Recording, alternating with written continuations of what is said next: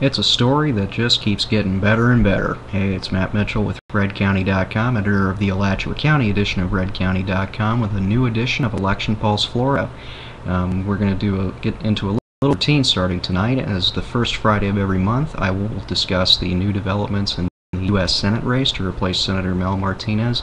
And then the following Monday, which would be either the first or the second Monday of each month, I'll look into the Florida governor's race. At least today, the big news kind of brought these two together because there was a release of a new poll done by Atlanta-based political strategist David Johnson, a Republican strategist, usually very highly respected. His polling numbers on the governor's race were a little bit odd. We'll look into that on Monday. But he also polled the U.S. Senate race, and he's found in the Republican primary that Crist had the support of about 59% of Republican voters polled. This was in a poll, I think it was about 1,300 was the sample size, so it's a fair enough sample in terms of that size. And Rubio polled in 22%. That is an improvement over the last public poll that was released where he had 18%, but the margin between the two rate went up from 35 to 37%.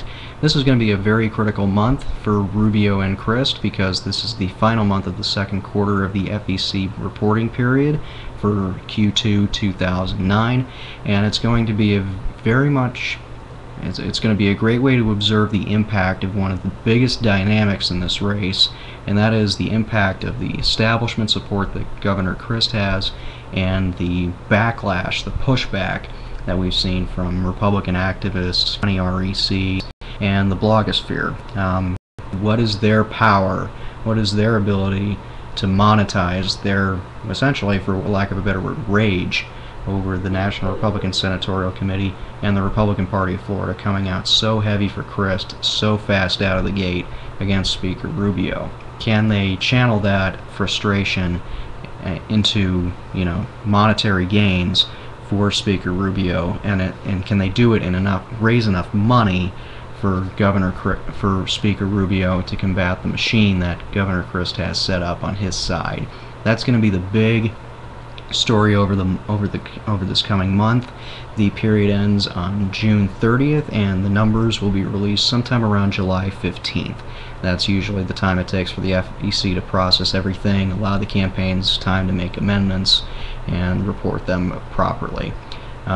Speaker Rubio raised about $250,000 with his exploratory committee in the first quarter, but Governor Crist, he's going to have to do a whole lot better than that against Governor Crist. He's a guy who can put together the donors from the development industry, real estate, and all the other major industries in the state, and come out very, very strong. So, is Red State and all the other conservative bloggers out there, did they rile up conservatives both in Florida and throughout the country to possibly put their money where their mouth is? Eric Erickson, the headmaster of Red State, has made this very much a personal mission of his, going strongly in support of Rubio against Crist, just like he has for Pat Toomey against Senator Specter before Specter became a Democrat. And on the Democratic side, things got really, really interesting in advance of the statewide Jefferson-Jackson, which was held in Miami last weekend. There was news coming around. I actually got this, I'd say, about Wednesday. On my Twitter feed, Ken Quinnell, a liberal blogger out of Tallahassee, mentioned that Corrine Brown, a congressman from Jacksonville who represents part of my territory in Gainesville and southern Alachua County, was thinking about running for Senate. And I say this with all the objectivity and all the love in the world. The woman's a piece of work. She's been censured by the House of Representatives. She's been cited numerous times for campaign finance fraud, and she has a daughter who is a lobbyist in Washington, D.C., and her ties with her have been severely scrutinized. But she's been in the House longer than anyone who's been considering running. She was first elected in 1992, and she's never looked back. But she doesn't have a whole lot of money to start with because, well, she doesn't really need to campaign because we haven't put up an opponent for her, at least on the Republican side, since about 1998. So she's definitely a little soft. Her campaign muscles, at least, are a little bit soft, and she, as an African American woman, she's got to deal with Representative Kendrick Meek, who is also an African American, and she served in the House alongside both Meek and his mother, Carrie Meek, a former representative from the Miami area.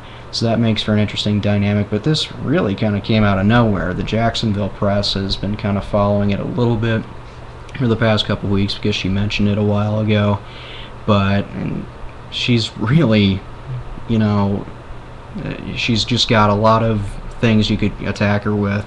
And of course, here in the Gainesville area, she's made that very famous speech in Gator graduation regalia on the floor of the House praising our national championship football team.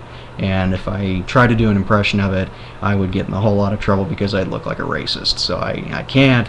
You can go find it on YouTube. It's Corrine Brown with 2 R's and 1 N, and it'll be the first video that comes up. So that's an interesting wrench that's been thrown into the situation. Meek has been looking like the guy to beat. He's been raising a lot of money. State Senator Dan Gelber, who lagged behind in fundraising, has pulled out of the race and is running for Attorney General now against State Senator, his colleague Dave Ehrenberg, and possibly former State Senator Rod Smith, who is a former State Senator, ran for governor 4 years ago, and is from Alachua, just a few miles up the road on US 441 here in Alachua County. He's a bit of a good old boy, a bit of a moderate Democrat, and he's very charismatic and good for a quote, so he'd be an interesting candidate for that seat. But that's the news coming out from the Democratic primary. We haven't seen any polling numbers about how Corrine's doing.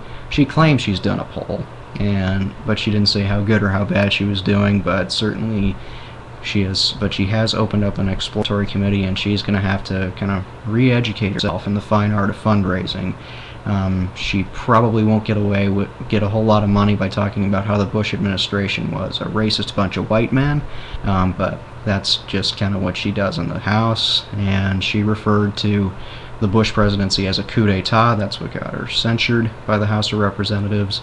So it'll be interesting to see how that personality of hers, and she's got a lot of it, how that plays with Democratic fundraisers, and to see if she actually can raise any money over the next few months as she decides to commit fully to running in this Democratic primary, which, if she's in it, could become a little bit rough, and it's highly doubtful that she could beat Governor Christ, and Speaker Rubio will probably have a good time with her too, because they love talking.